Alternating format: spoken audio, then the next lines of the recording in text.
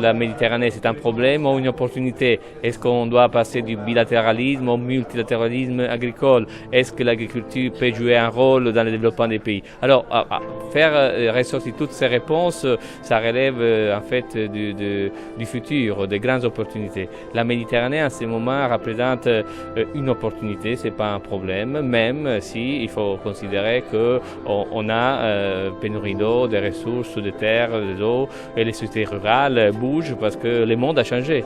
Donc, face à ce monde qui a changé, il faut repenser des nouvelles relations entre le sud et le nord de la Méditerranée et traiter la Méditerranée comme une interface utile entre l'Europe et l'Afrique.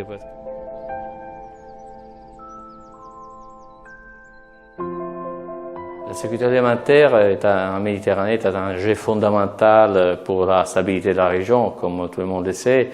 Et on vit au quotidien au rythme, malheureusement, des problèmes et des grandes opportunités qu'on a.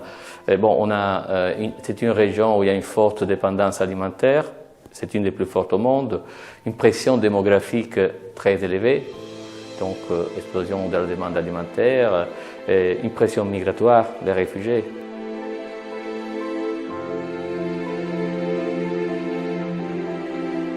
Innover, ça veut dire être différemment intelligente. Donc le XXIe siècle, beaucoup disent que c'est la période de la scarcité, de la pénurie. Ça ne veut dire pas pauvreté. On a une grande bataille à faire, c'est contre la malnutrition et contre, naturellement, et au service d'une agriculture familiale des petits agriculteurs. Et donc c'est la recherche qui doit aller vers ce type, vers les territoires et écouter les besoins et aussi écouter des leçons que des bonnes pratiques des territoires peuvent en ressortir.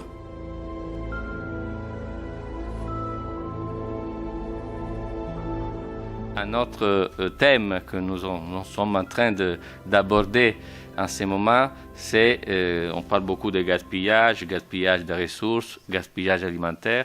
Le troisième thème qui, à mon avis, à notre avis, est encore plus grave, c'est le gaspillage de la connaissance.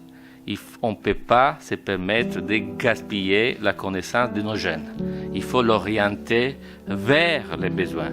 Alors c'est ça, c'est que le SIAM, dans les prochaines années, va faire, aligner la connaissance aux besoins. Parce que sinon, on va, comme je dis maintes fois, même au ministre, on va créer des magnifiques chômeurs intelligents. Et on ne peut pas se les permettre dans un moment vital et de transition que nous vivons.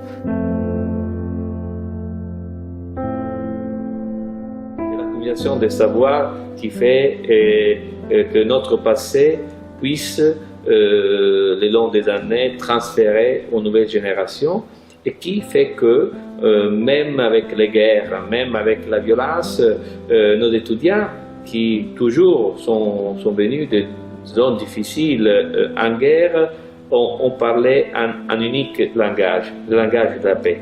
Et c'est important ce concept parce qu'on n'enseigne pas seulement des techniques, des technologies, on enseigne aussi à vivre ensemble.